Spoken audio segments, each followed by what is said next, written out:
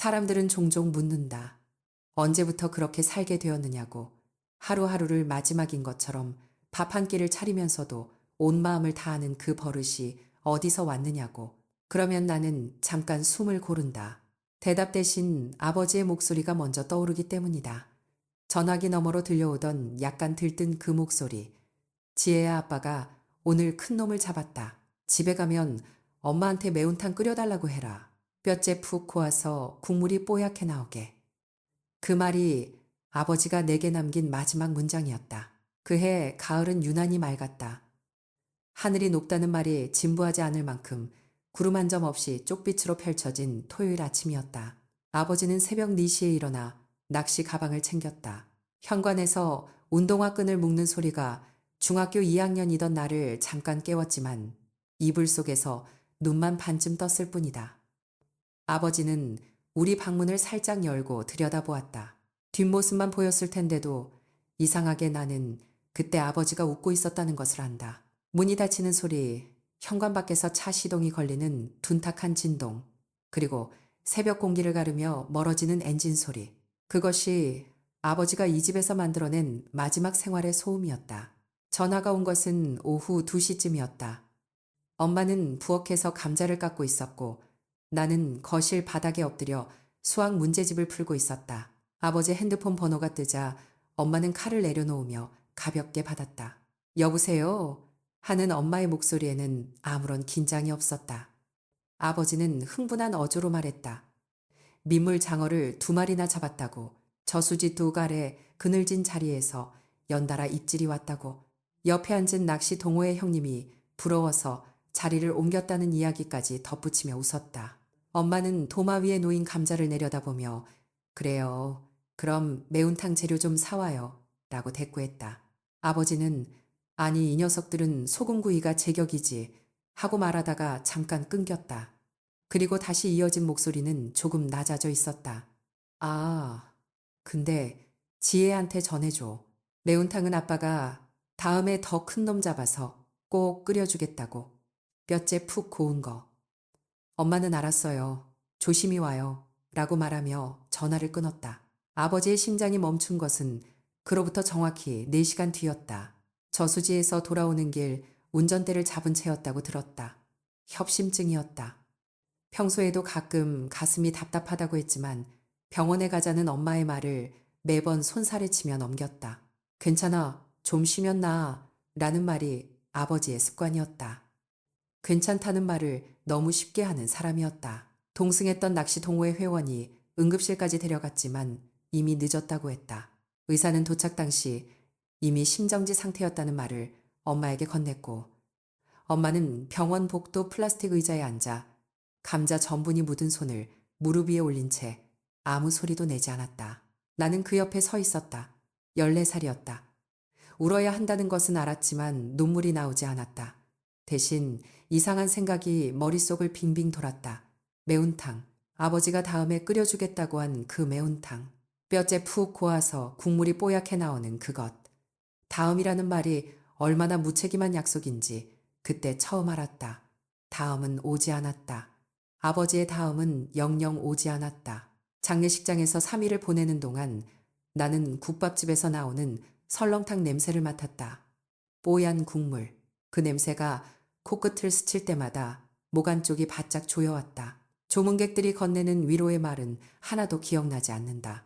다만 엄마가 발인 날 아침 세수를 하고 나와 거울 앞에 서서 머리를 단정하게 묶던 모습만 선명하다. 엄마의 손은 떨리지 않았다.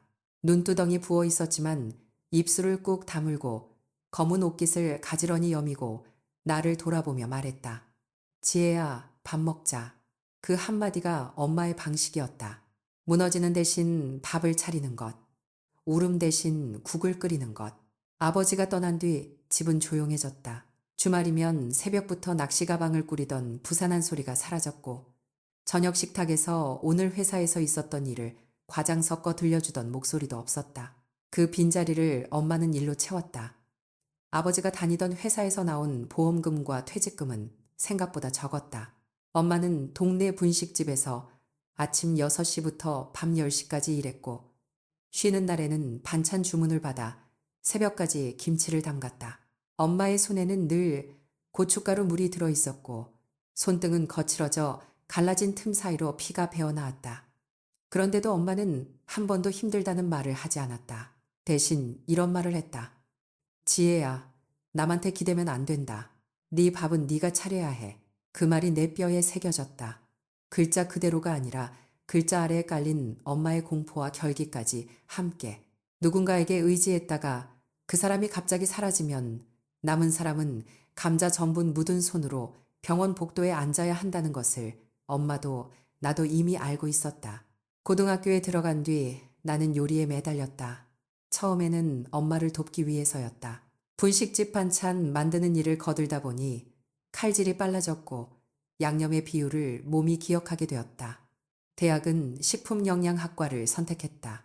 아버지가 살아있었다면 어떤 학과를 권했을까 생각하면 아직도 가슴 한구석이 먹먹해지지만 나는 밥을 짓는 사람이 되고 싶었다. 누군가의 식탁을 지키는 사람, 아무도 다음으로 미루지 않아도 되는 한 끼를 만드는 사람. 졸업 후 나는 영양사 면허를 땄고 한식 조리기능사, 양식 조리기능사, 그리고 보거 조리기능사 자격증까지 취득했다. 보거 자격증을 딸 때 실기 시험장에서 보거의 내장을 분리하며 손이 떨렸던 것을 기억한다. 독이 든 부위를 정확히 제거하지 않으면 사람이 죽는다. 그 긴장감 속에서 이상하게도 아버지 생각이 났다. 위험한 것을 대수롭지 않게 넘기면 안 된다는 것. 괜찮다는 말로 넘기면 안 된다는 것. 26에 대기업 사원식당 영양사로 취직했다.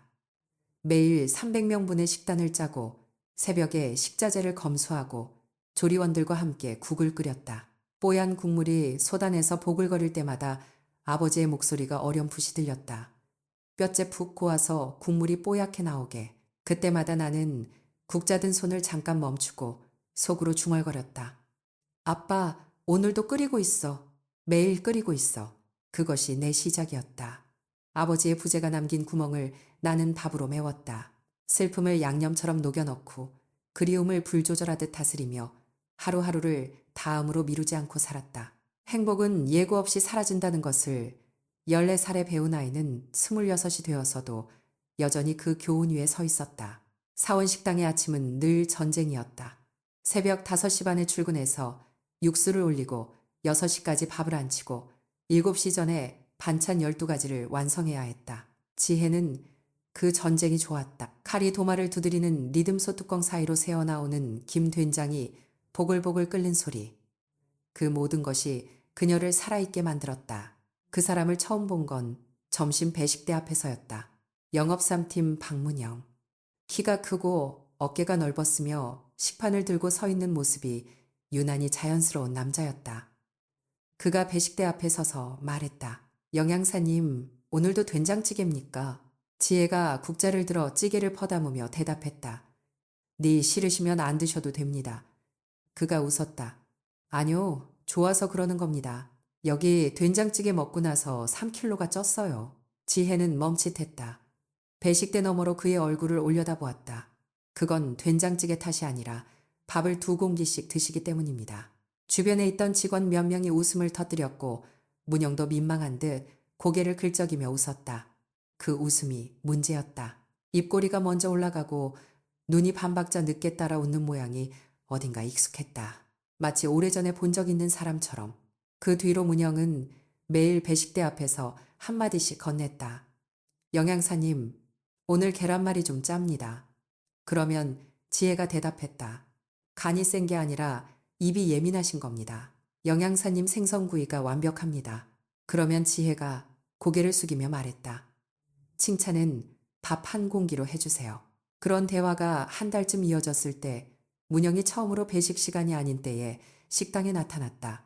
오후 3시 조리실에서 다음날 메뉴 시식을 하고 있던 지혜 앞에 서서 그가 말했다.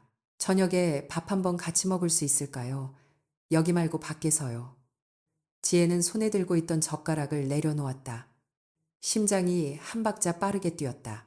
조리실의 형광등이 유난히 밝았고 환풍기 돌아가는 소리가 갑자기 크게 들렸다. 좋습니다. 라고 지혜는 말했다. 단 맛없는 데 가시면 다음은 없습니다. 첫 데이트는 을지로의 작은 곰탕집이었다. 문영은 곰탕을 시키고 밥을 말아 먹으면서 말했다. 사실 3kg 찐 거 진짜 영양사님 때문입니다.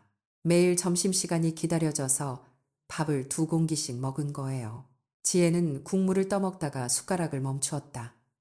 창밖으로 을지로의 낡은 간판들이 줄지어 있었고 늦가을 바람에 유리창이 미세하게 떨렸다. 그녀는 웃지 않으려 했지만 입꼬리가 저절로 올라갔다. 그럼 앞으로는 한 공기만 드세요. 라고 말하면서 연애는 빠르게 깊어졌다.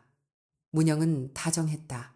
퇴근길에 식당 앞에서 기다렸고 지혜가 야근하는 날에는 편의점 커피를 사와서 조리실 문 앞에 놓고 갔다. 주말이면 함께 시장을 돌며 제철 재료를 골랐고 지혜가 새 메뉴를 시험할 때면 가장 먼저 맛을 보아주었다. 사내에서 둘의 관계는 금세 공공연한 비밀이 되었고 동료들이 놀릴 때마다 문영은 당당하게 웃으며 말했다. 네, 사귀고 있습니다. 밥 잘하는 사람이 최고 아닙니까? 6달이 지나 문영이 프러포즈했다.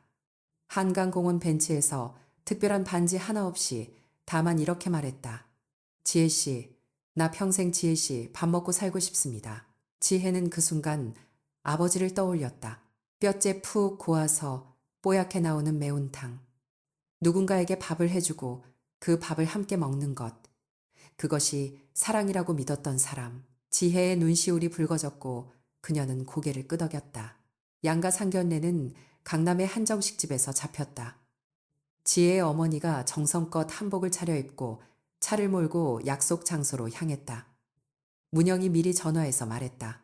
어머니를 모시고 오는 길인데 혹시 우리 어머니도 함께 태워주실 수 있을까요? 차가 좀 불편하셔서요. 지혜의 어머니는 흔쾌히 그러겠다고 했다. 문제는 그 다음이었다. 지혜의 어머니가 약속 장소 근처에서 문영의 어머니를 태웠을 때 그 여자는 인사도 없이 뒷좌석 한가운데에 앉았다. 마치 원래부터 그 자리가 자기 것이었다는 듯이. 어머, 시트가 좀 좁네요. 라고 말했다. 지혜의 어머니는 룸미러로 뒷좌석을 흘끔 보았다. 참으셨다. 식당에 도착해서 차문을 열어줄 때까지 문영의 어머니는 고맙다는 말을 하지 않았다. 한정식 상이 차려진 방 안에서 분위기는 처음 5분만 괜찮았다. 문영의 아버지가 먼저 일어나 인사했다. 키가 크고 야윈 얼굴에 주름이 깊었으며 허리를 반듯하게 숙이며 말했다. 사돈어른 먼 길 와주셔서 감사합니다. 좋은 따님을 키워주셨습니다. 그 목소리는 낮고 진중했고 지혜는 순간 가슴 한쪽이 뜨거워지는 것을 느꼈다. 아버지가 살아계셨다면 저런 말투였을까 하는 생각이 스쳤다. 그러나 문영의 어머니는 달랐다. 상이 차려지자마자 입을 열었다. 우리 문영이가 서울대 나와서 대기업 다니는데 혼수는 어느 정도 생각하고 계신지요? 지혜의 어머니 얼굴이 굳었다. 아직 인사도 채 나누지 않은 자리에서 혼수 이야기가 나올 줄은 몰랐을 것이다. 지혜가 어머니의 손을 테이블 밑에서 잡았다. 손이 떨리고 있었다. 지혜의 어머니가 차분하게 대답했다. 저희도 부족하지 않게 준비하겠습니다만 먼저 두 아이들 이야기부터 하는 게 좋지 않겠습니까? 문영의 어머니는 콧방귀를 뀌었다. 아이들 이야기야 뭐 좋다니까 하는 거고요. 현실적인 걸 먼저 정리해야지요. 우리 집안 격에 맞게 해주셔야 문영이 체면이 서지요. 방 안의 공기가 순식간에 얼어붙었다. 문영은 고개를 숙인 채 젓가락만 만지작거렸다. 아무 말도 하지 않았다. 지혜는 그 침묵이 불안했다. 왜 아무 말도 안 하지? 왜 웃기만 하지? 그때 문영의 아버지가 조용히 입을 열었다. 여보, 오늘은 두 사람 축하하는 자리니까 그런 이야기는 다음에 하자. 사돈어른 죄송합니다. 우리 집사람이 좀 급한 성격이라. 그는 지혜의 어머니에게 다시 한번 고개를 숙였다. 그 모습을 보며 지혜는 안도하면서도 동시에 등줄기를 타고 내려오는 서늘한 예감을 지울 수 없었다. 식사가 끝나고 식당 밖으로 나왔을 때 늦가을 바람이 차갑게 불었다. 문영의 어머니는 먼저 걸어나가며 뒤도 돌아보지 않았고 문영의 아버지가 지혜에게 다가와 나지막이 말했다. 지혜씨, 우리 아들 잘 부탁합니다. 좋은 사람인 건 내가 압니다. 지혜는 고개를 숙여 인사하면서 눈시울이 뜨거워지는 것을 참았다. 그 따뜻한 말 한마디가 방금 전 식탁 위에서 벌어진 모든 불쾌함을 잠시 잊게 해주었다. 하지만 잊힌 것은 사라진 것이 아니었다. 주차장으로 돌아가는 길 어머니가 운전대를 잡으며 낮은 목소리로 말했다. 지혜야, 그 시어머니 될 사람 보통이 아니다. 지혜는 대답하지 못했다. 다만 조수석에 앉아 창밖을 바라보았다. 가로등 불빛이 하나씩 켜지고 있었고 서울의 밤은 아무 일도 없었다는 듯 평온했다. 결혼식은 가을 끝자락, 서늘한 바람이 식장 로비까지 밀려드는 11월 셋째 주 토요일에 치러졌다. 하객들이 빠져나간 뒤 문영이 말했다. 형편이 좀 나아질 때까지만 부모님 댁에서 함께 살자고.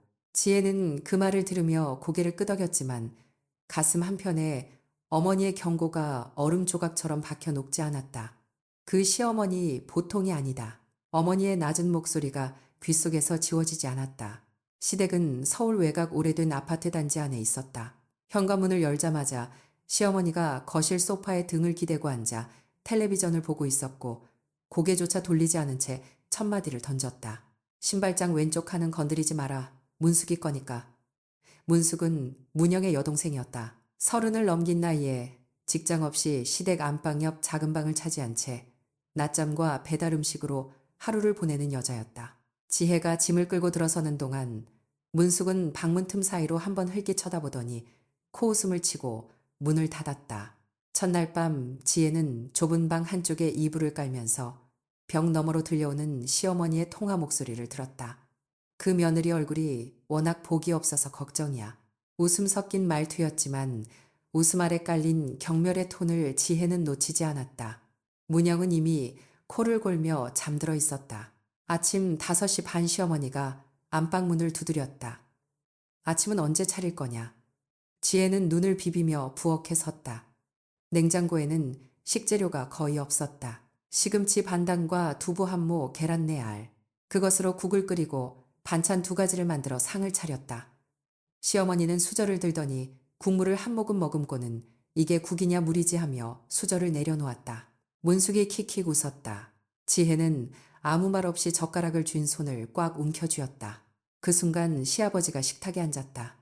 키가 크고 마른 어깨를 둥글게 구부린 채 국그릇을 양손으로 감싸쥐고 한 숟가락을 떠서 입에 넣었다. 잠시 씹는 듯 하더니 낮은 목소리로 말했다.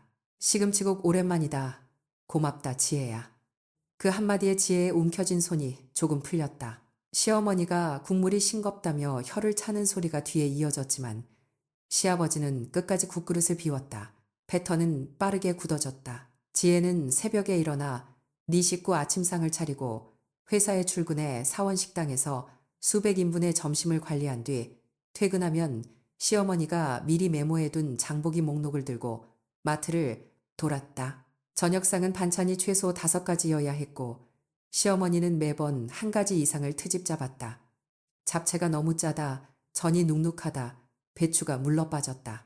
문숙은 거들 필요도 없이 방에서 나와 밥만 먹고 설거지 한번 하지 않았다.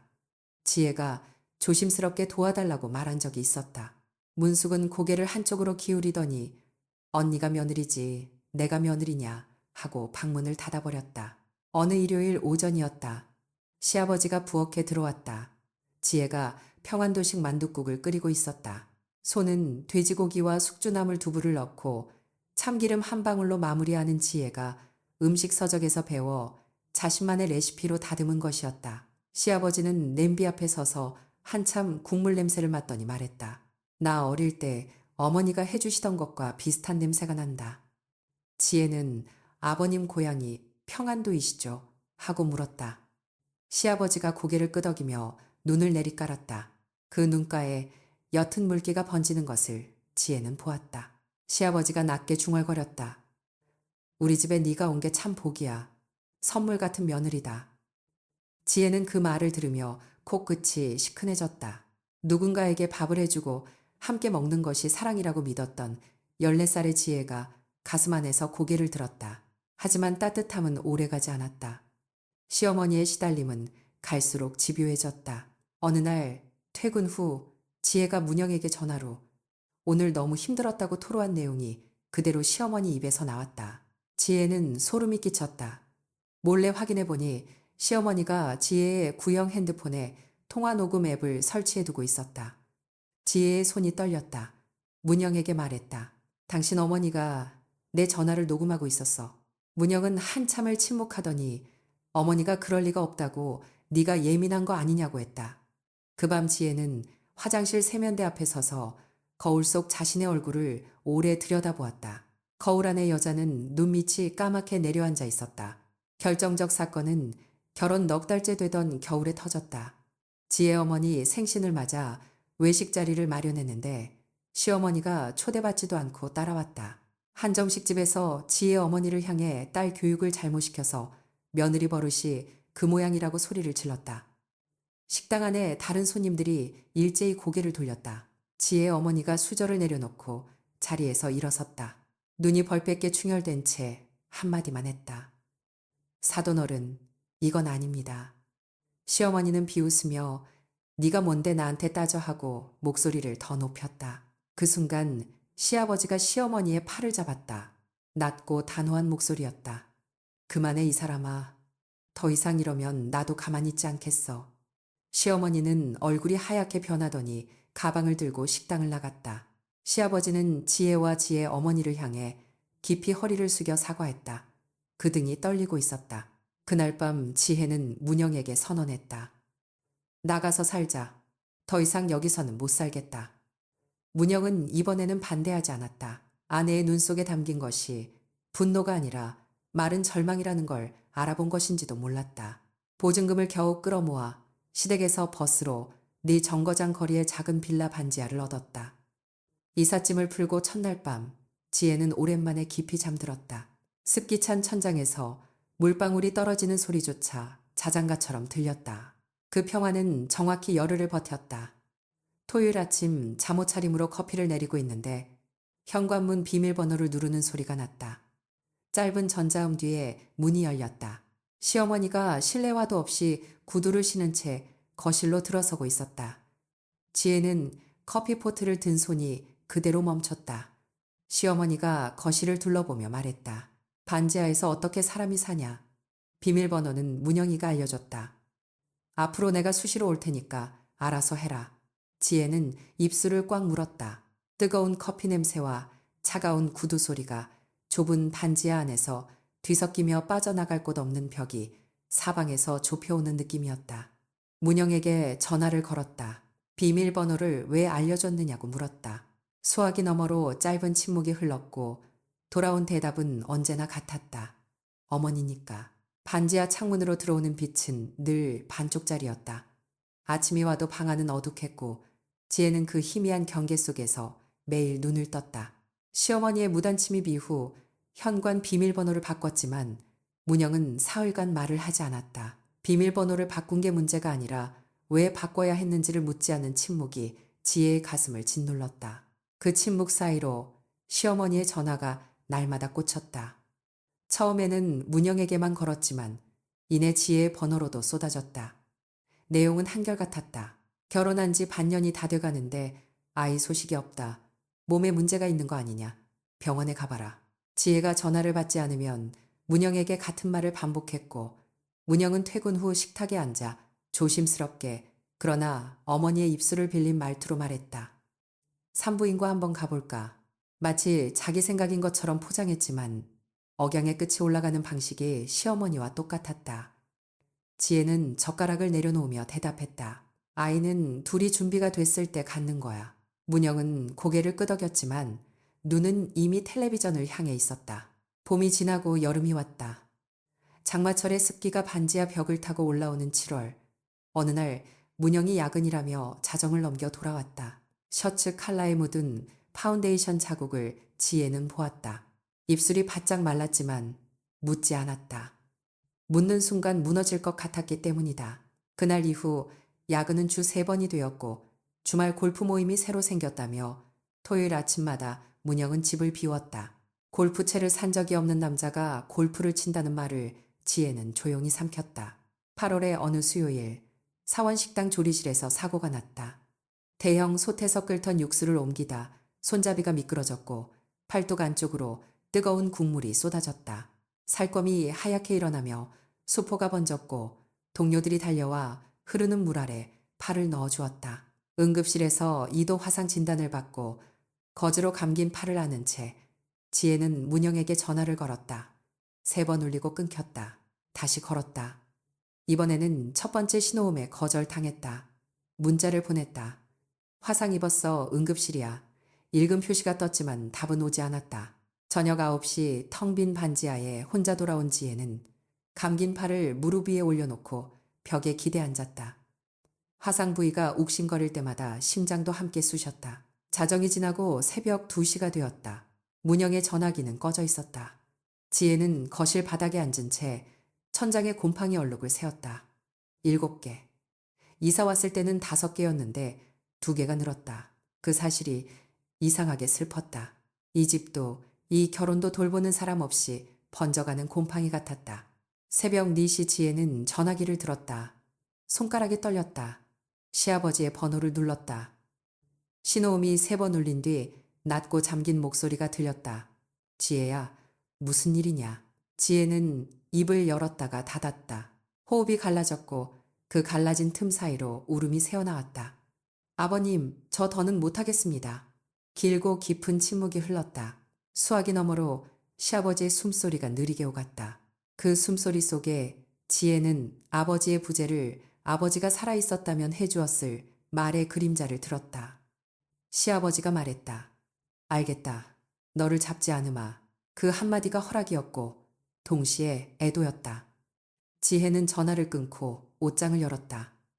문영의 양복과 셔츠를 하나씩 개어 캐리어에 넣었다. 넥타이를 돌돌 말 때 손끝에 향수 냄새가 묻었다. 지혜가 쓰지 않는 향이었다. 달콤하고 무거운 백합과 바닐라가 섞인 냄새, 손을 씻어도 남았다.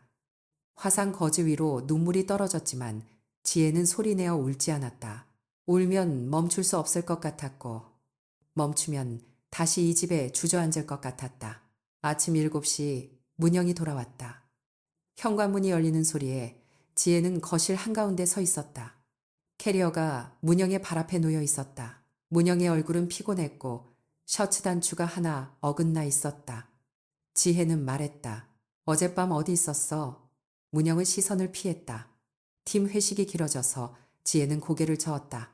팀 회식에서 돌아오면 향수 냄새가 묻지는 않아 문영의 입술이 굳었다. 변명 대신 공격이 돌아왔다. 네가 너무 예민한 거야. 맨날 이런 식이니까 집에 오기 싫은 거지. 그때 현관 비밀번호 소리가 울렸다. 시어머니였다. 바뀐 비밀번호를 문영이 또 알려준 것이다. 시어머니는 들어서자마자 캐리어를 보고 목소리를 높였다. 이게 뭐야 쫓아내려는 거냐. 뒤이어 시아버지가 문을 열고 들어왔다. 천천히 구두끈이 풀린 채로 새벽 전화를 받고 온 것이 분명했다. 좁은 반지하 거실에 네 사람이 마주섰다. 시어머니가 소리쳤다. 아이도 못 낳는 년이 감히 내 아들을 내쫓아. 지혜는 처음으로 시어머니의 눈을 똑바로 보았다. 목소리는 낮았지만 흔들리지 않았다. 어머님, 아드님, 셔츠 냄새를 맡아보세요. 시어머니의 표정이 얼었다. 문영이 한 발 물러섰다. 시아버지가 아들의 셔츠 칼라를 잡아 가까이 끌었다. 파운데이션 자국과 향수 냄새. 시아버지의 손이 떨렸다. 낮은 목소리가 방안을 눌렀다. 문영아, 이게 뭐냐? 문영은 대답하지 못했다. 시어머니가 먼저 소리쳤다. 이 집이 그렇게 만든 거야. 밥도 제대로 못하고. 시아버지가 돌아섰다. 그만해. 네가 이 아이를 이 지경으로 몰았어. 시어머니의 입이 닫혔다가 다시 열렸지만 시아버지의 눈빛 앞에서 소리는 나오지 않았다. 문영은 벽에 기대선 채 고개를 떨궜다. 미안해 라는 말이 입술 사이로 흘렀지만 그것은 사과가 아니라 체념이었다. 지혜는 알았다. 이 남자는 미안한 것이 아니라 들킨 것이 힘든 것이다. 다음 날 오후 구청 민원실에서 이혼 서류가 처리되었다. 문영은 도장을 찍으며 한마디도 하지 않았다. 지혜도 마찬가지였다. 서류가 접수되는 소리, 직원이 번호표를 부르는 소리, 형광등이 지직거리는 소리만이 둘 사이를 채웠다. 건물을 나서며 지혜는 하늘을 올려다보았다. 8월의 햇빛이 눈부셨다. 화상 거즈 아래 피부가 가려웠다. 새살이 돋고 있었다. 사흘 뒤 우체통에 편지 한 통이 꽂혀 있었다. 갈색 봉투에 삐뚤빼뚤한 볼펜 글씨. 시아버지의 손글씨였다. 봉투를 여는 손이 떨렸다. 접힌 편지지 위에 짧은 문장이 적혀 있었다. 지혜야, 너는 진심으로 좋은 사람이다. 네 탓이 아니다. 부디 자신을 탓하지 마라. 이 늙은이가 해줄 수 있는 게 이 말뿐이라. 미안하다. 건강해라. 지혜는 반지하 현관 앞 시멘트 계단에 주저앉아 편지를 가슴에 안았다. 아버지가 돌아가신 날 이후 처음으로 소리내어 울었다. 그 울음은 슬픔이면서 동시에 안도였다.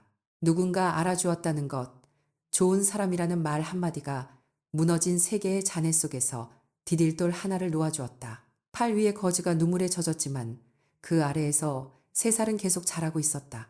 팔뚝에 거즈를 떼어낸 날, 그 아래 돋아난 새살은 분홍빛이었다. 지혜는 거울 앞에서 그 연한 색을 한참 들여다보았다. 화상자리는 원래 피부보다 얇고 매끄러웠는데 손가락 끝으로 살짝 누르면 아직 감각이 덜 돌아온 부분이 있었다. 아프지 않았다. 아프지 않다는 사실이 오히려 낯설었다. 이혼 위자료와 재산 분할로 받은 금액은 2,400만 원이었다. 큰 돈은 아니었지만 지혜에게는 첫 번째 미천이었다. 반지하 빌라 보증금을 빼고 남은 돈으로 중고 업소용 냉장고 2대와 30인분짜리 보온 도시락 용기를 샀다. 어머니에게 전화를 건 것은 9월 초 빌라 부엌에 냉장고가 배달된 날이었다. 어머니는 딸의 말을 끝까지 듣지도 않고 말했다. 내가 안 가면 누가 가냐. 사흘 뒤 어머니는 커다란 여행 가방 하나와 30년 묵은 된장 항아리 2개를 들고 서울에 올라왔다. 처음에는 주변 오피스텔 1인 가구를 상대로 시작했다. 메뉴는 단순했다. 된장찌개, 정식, 제육볶음, 정식, 생선구이, 정식. 어머니가 새벽 5시에 육수를 내리면 지혜가 6시부터 반찬을 담았다. 배달은 자전거로 했다. 페달을 밟을 때마다 팔뚝에 새살이 당겼지만 멈추지 않았다. 첫 달 매출은 120만 원이었고 어머니와 지혜는 한 이불 속에서 그 숫자를 몇 번이고 다시 계산했다. 둘째 딸은 240만 원. 석 달이 지나자 단골이 17명이 되었다. 넉 달째에는 전화기가 하루에 20번씩 울렸다. 어머니는 말했다. 남, 밥 해주는 게 제일 정직한 장사다. 지혜는 고개를 끄덕이면서 아버지가 전화기 너머로 했던 마지막 말을 떠올렸다. 매운탕 끓여줄게. 결국 그것이 시작이었는지도 모른다. 누군가에게 따뜻한 한 끼를 건네는 일, 그 일을 반복하다 보면 자신에게도 온기가 돌아온다는 것을 지혜는 몸으로 배워가고 있었다. 사업자 등록을 한 것은 이듬해 봄이었다. 상호는 오래 고민하지 않았다. 한끼정성. 어머니가 써준 궁서체 글씨를 스캔해서 로고로 만들었다. 포장 용기에 그 글씨가 찍혀 나오는 날, 어머니는 아무 말 없이 된장국 냄비 앞에서 코를 훌쩍였다. 지혜도 웃으면서 눈을 닦았다. 슬퍼서가 아니었다. 2년 차에 블로그 후기가 퍼지기 시작했고 3년 차에 수도권 택배 배송을 개시했다. 4년 차에는 충청과 경상 지역 새벽 배송 계약을 맺었다. 5째 해가 되었을 때 한끼정성은 전국 배송이 가능한 소규모 식품 브랜드로 자리를 잡았다. 직원은 12명, 작업장은 경기도 외곽의 공유 주방 2칸이었다. 크지 않았지만 지혜에게는 충분했다. 어머니는 여전히 새벽마다 육수를 내렸고 지혜는 매일 첫 포장분의 뚜껑을 직접 닫았다.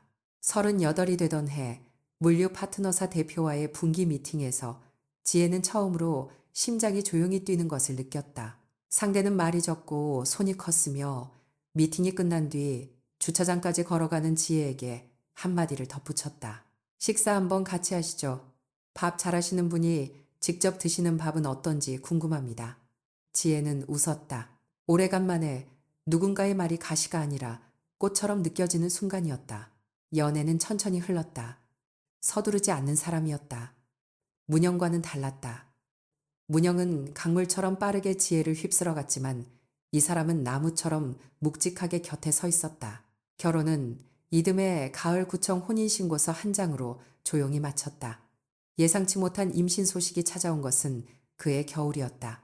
지혜는 40의 아들을 낳았다. 이름은 도윤. 어머니가 아이를 처음 안았을 때 말했다. 이 녀석 손이 네 아버지랑 닮았다. 지혜는 그 말에 대답하지 못했다. 대답하지 못하는 것이 대답이었다. 도윤이 5살이 되던 해였다. 아이가 거실 서랍장 깊숙한 곳에서 오래된 가족 앨범을 꺼냈다. 장난감인 줄 알았는지 바닥에 펼쳐놓고 사진 한 장 한 장을 손가락으로 짚었다. 엄마, 이거 누구야? 지혜가 다가가 보니 앨범 사이에 접혀있던 편지 한 통이 바닥에 떨어져 있었다. 손때 묻은 편지지 위에 흘려 쓴 글씨. 지혜야, 너는 진심으로 좋은 사람이다. 네 탓이 아니다. 건강해라. 옆에는 상견례 날 찍은 사진 한 장이 끼워져 있었다. 시아버지가 어색하게 웃고 있는 얼굴. 지혜는 그 사진과 편지를 조심스럽게 들어올려 앨범 맨 앞장에 다시 꽂았다. 손끝이 미세하게 떨리는 것을 아이는 알아채지 못했다.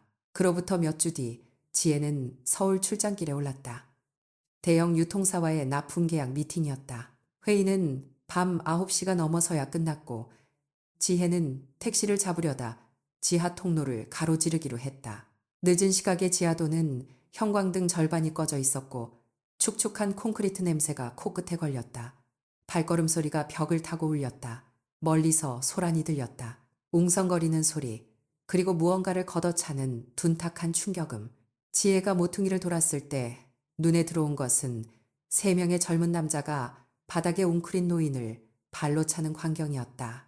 노인의 왼쪽 바짓가랑이가 무릎 아래에서 텅 비어 접혀 있었다. 목발 한 짝이 3미터쯤 떨어진 곳에 나뒹굴고 있었다. 지혜가 소리쳤다. 뭐 하는 거예요? 세 남자는 혀를 차며 돌아섰고 지혜는 전화기를 꺼내 경찰에 신고하겠다고 말했다. 그들이 어둠 속으로 사라지고 나서야 지혜는 노인에게 다가갔다. 괜찮으세요? 일어나실 수 있어요. 노인은 고개를 들지 않았다. 떨리는 손으로 바닥을 짚으며 몸을 돌리려 했다. 그때 지혜는 노인의 입에서 새어나온 낮은 신음을 들었다. 아이고, 그 한마디, 억양숨이 섞인 방식 끝에 살짝 올라가는 음조. 지혜의 척추를 따라 전류가 흘렀다. 시간이 멈추는 것 같았다. 아버님, 노인의 어깨가 경직되었다. 고개를 천천히 들었다.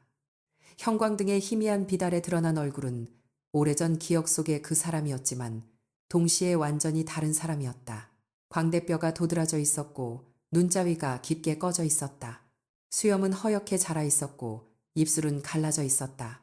하지만 눈동자만은 변하지 않았다. 당황과 수치와 그 안에 감추려 해도 감춰지지 않는 반가움이 동시에 번졌다. 노인이 몸을 돌려 기어가듯 뒷걸음쳤다. 가지 마라. 나를 보지 마라. 이런 꼴을. 지혜는 움직이지 않았다. 가방 안을 더듬었다. 손가락 끝에 닿은 것은 앨범에서 옮겨둔 작은 사진 한 장이었다. 출장 가방에 넣어온 것을 그때까지 스스로도 의식하지 못했다. 지혜는 무릎을 꿇고 그 사진을 노인의 눈높이에 맞추어 들어 올렸다. 아버님이 저한테 편지 보내셨잖아요. 네 탓이 아니라고. 건강하라고. 노인의 눈에서 눈물이 흘러내렸다. 소리 없이 마른 주름 사이로 물줄기가 갈라져 내렸다. 지혜도 울었다. 13년 전 반지하 시멘트 계단에서 편지를 안고 울던 그 울음이 다시 올라왔다.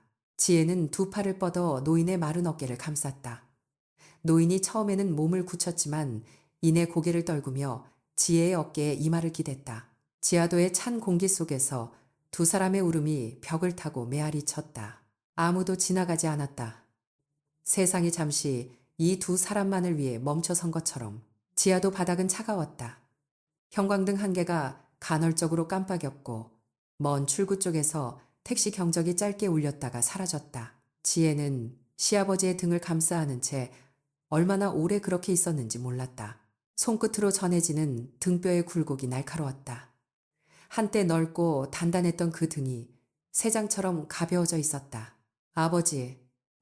지혜가 입을 열었다. 시아버지는 고개를 저으며 말했다. 부르지 마라. 아버지라고 부를 자격이 없는 사람이다. 지혜는 그 말을 듣지 않은 것처럼 한 번 더 불렀다. 아버지 일어나셔야 해요. 목발을 짚고 일어서는 데만 한참이 걸렸다. 왼쪽 무릎 아래 바짓단이 매듭지어 묶여 있었고 그 아래로는 아무것도 없었다. 지혜는 시아버지의 팔을 자신의 어깨에 걸치게 했다. 쉼터까지 가시죠. 이야기는 내일 해요. 시아버지는 낮은 목소리로 중얼거렸다. 쉼터라고 할 것도 없다. 역 앞 고가도로 아래 판자 한 장이 전부다. 택시를 잡아 역 근처까지 갔다. 고가도로 기둥 옆에 판자와 골판지가 겹겹이 깔려 있었고 비닐봉지 2개가 전 재산이었다. 지혜는 출장 가방에서 핫팩 2개를 꺼내 시아버지의 손에 쥐어주고 자신의 패딩 점퍼를 벗어 그의 어깨에 걸쳤다. 시아버지는 한참 동안 아무 말도 하지 않았다. 그러다 목발 손잡이를 꽉 쥐며 입을 열었다. 문영이는 죽었다. 그 한 문장 뒤로 무너진 가족사가 천천히 흘러나왔다. 이혼이 확정된 지 2해 만에 문영은 회사를 그만두었다. 사업을 한다며 어머니의 저축과 퇴직금을 모조리 꺼냈다. 함께 투자한 여자가 있었는데 그게 사기꾼이었다. 수억 원이 3달 만에 증발했다. 시어머니는 집을 담보로 사채까지 끌어다 아들에게 건넸고 그 돈마저 사라졌을 때 비로소 현실을 인정했지만 이미 늦은 뒤였다. 문영은 매일 밤 술을 마셨다. 그러던 어느 겨울밤 만취 상태로 운전대를 잡고 중앙분리대를 들이받았다. 직사였다. 39이었다. 시아버지의 목소리는 마른 모래밭 위를 끌리듯 갈라졌다. 내가 아들을 제대로 가르치지 못했다. 지혜는 아무 대꾸도 하지 못하고 시아버지의 손등 위로 떨어지는 자신의 눈물만 느꼈다. 문숙이는 어떻게 되었냐고 묻자 시아버지는 한참을 침묵했다. 어떤 남자를 만났는데 결혼하겠다며 집 명의를 넘겨주더니 혼인신고도 못 해보고 그 남자가 집을 처분하고 사라졌다. 문숙이도 연락이 끊겼다 살았는지 죽었는지 모른다. 시어머니는 월세방으로 밀려나 암 진단을 받았으나 병원비가 없었다. 복지관 봉사자들이 발견했을 때는 이미 말기였다. 혼자서 죽었다. 그러면 아버지 다리는요? 지혜의 물음에 시아버지는 짧게 답했다. 당뇨가 깊어져 발이 썩었다. 잘라내지 않으면 죽는다고 해서 잘랐다. 그 뒤로 여기다. 지혜는 가방 안쪽 주머니를 더듬어 앨범에서 가져온 상견례 사진과 손편지를 꺼냈다. 형광등 불빛 아래 바랜 사진 속에서 시아버지가 어색하게 웃고 있었다. 시아버지는 사진을 받아들고 갈라진 입술 사이로 숨을 들이켰다. 이걸 가지고 있었구나. 지혜는 고개를 끄덕이며 말했다. 편지도요. 한 번도 버린 적 없어요. 그날 밤 지혜는 호텔로 돌아가지 못했다. 고가도로 아래 판자 위에 시아버지와 나란히 앉아 새벽 5시까지 아무 말 없이 어둠 속을 바라보았다. 사이렌 소리가 멀리서 울렸다가 잦아들고 트럭이 고가도로 위를 지날 때마다 판자가 미세하게 진동했다. 이틀 뒤 지혜는 서울의 재활의학과 전문 병원에 시아버지를 데려갔다. 왼쪽 무릎 아래 절단면은 의사의 표현에 따르면 놀라울 정도로 관리가 안 되어 있었다. 의족을 맞추기 전에 절단면 재성형 수술이 필요하다는 소견이 나왔고 지혜는 그 자리에서 수술 일정을 잡았다. 시아버지는 돈이 없다고 했다. 지혜는 웃으며 말했다. 아버지 덕분에 제가 밥하는 사람이 됐잖아요. 이건 외상이 아니라 효도예요. 수술이 끝나고 의족이 맞춰지기까지 6주가 걸렸다. 그 사이 지혜는 종합검진을 예약했다. 당화혈색소 수치가 위험 수준이었고 간 기능 수치도 비정상이었다. 그런데 그보다 먼저 흉부 CT에서 이상이 잡혔다. 폐에 종양이 있었다. 조직검사 결과지를 받아든 날 담당 의사는 지혜를 복도로 불러냈다. 비소세포 폐암, 3기 수술 불가 항암 치료를 하더라도 기대 여명은 5달에서 7달 사이. 지혜는 병원 복도 의자에 앉아 두 손으로 얼굴을 감쌌다. 형광등이 윙하고 울었다. 아버지의 매운탕 전화가 떠올랐다. 행복은 예고 없이 사라진다. 그 사실을 14살에 배웠는데 45이 되어서도 몸이 먼저 무너지는 건 똑같았다. 시아버지에게 진단 결과를 전한 날 그는 의외로 담담했다. 오래 살고 싶지 않았는데 네 덕에 좋은 다리까지 얻었으니 이것만으로도 과분하다. 지혜는 그 말이 참을 수 없이 슬펐지만 울지 않았다. 대신 한끼정성 연구실로 돌아가 당뇨 환자용 식단 개발에 매달렸다. 현미밥 위에 연근조림과 우엉볶음을 올리고 저염 된장국을 곁들인 도시락을 매주 월요일과 목요일 쉼터로 보냈다. 첫 배송날 시아버지는 뚜껑을 열고 한참을 들여다보더니 말했다. 네가 해준 평안도식 만둣국 맛이 여기 그대로 있구나. 지혜는 시아버지를 경기도 자택으로 모셨다. 재혼 남편은 말없이 2층 작은 방을 비워 침대와 산소 발생기를 들여놓았다. 도윤이는 처음 보는 할아버지에게 다가가 의족을 신기한 듯 만지며 물었다. 할아버지, 이 다리 로봇이에요. 시아버지는 오랜만에 소리내어 웃었다. 그래, 로봇이다. 지혜 어머니는 첫날 저녁 직접 사골국을 끓여 시아버지 앞에 놓으며 말했다. 우리 지혜한테 편지 써준 거, 그것 하나로 난 당신이 좋은 사람인 줄 안다. 석 달이 지나자 시아버지는 걷기가 어려워졌다. 호스피스 병동으로 옮긴 날 창밖으로 가을 은행잎이 노랗게 쏟아졌다. 지혜는 매일 도시락을 들고 병실을 찾았다. 어떤 날은 한마디 대화도 없이 창밖을 함께 보기만 했고, 어떤 날은 시아버지가 옛날 상견례 때 얼마나 긴장했는지 이야기하며 가늘게 웃었다. 마지막 밤, 시아버지는 지혜의 손을 꼭 쥐고 말했다. 네 아버지를 일찍 잃어서 미안하다. 내가 조금이라도 그 빈자리를 채울 수 있었으면 좋겠다. 지혜는 고개를 끄덕이며 속삭였다. 채워주셨어요, 아버지. 충분히요. 새벽 3시 24분 시아버지는 도윤이가 그려준 로봇 다리 그림이 붙은 병실 벽을 바라보며 눈을 감았다. 지혜와 어머니, 재혼 남편, 그리고 잠든 도윤이가 곁에 있었다. 유골은 바다에 뿌렸다. 동해 쪽 작은 항구에서 배를 빌려 나갔다. 바람이 세차게 불어 재가 하얗게 흩어졌다. 지혜는 아버지의 마지막 전화를 떠올렸다. 매운탕 끓여줄게. 그리고 시아버지의 마지막 편지를. 네 탓이 아니다. 건강해라. 이듬해 봄 한 끼 정성은 당뇨 환자용 식단 배달 라인을 정식 론칭했다. 브랜드 이름을 고를 때 지혜는 오래 고민하지 않았다. 아버지의 밥상이라고 지었다. 포장지 안쪽에는 작은 글씨가 인쇄되어 있었다. 한 사람의 진심이 한 끼를 바꾸고, 한 끼가 하루를 바꾸고, 하루가 누군가의 인생을 바꿉니다.